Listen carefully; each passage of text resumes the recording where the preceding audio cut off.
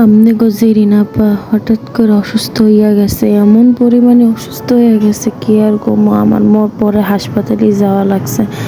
তো হাসপাতালে ভিডিও মুই আর করতে পারি নাই। তো আমার যখন প্রেশার মাপাইতেছিল, আমার হাই প্রেশার হয়ে গেছিলো, আমার শরীরে পালস কমে গেছিলো, আমার হার্ট দুর্বল হয়ে গেছিলো, ইউরিন ইনফেকশন হয়েছে। তো আমার দুনিয়ার সারা ওষুধ দিছে, মুই এত ওষুধ কেমনে খামো।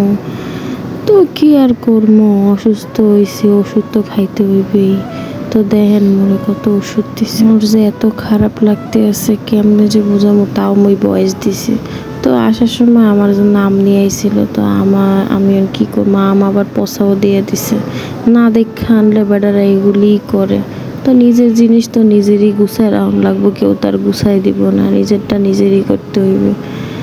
জীবন যে কতটা কষ্টের। এই আমটুকু মোরে কাইটা খাওয়াইছিল, তাই দেখেন আমার কত বড় বড় ওষুধ দিছে মোরে খাওয়া। মোর লেগে সবাই দোয়া করবেন। ভালো থাই, টাটা।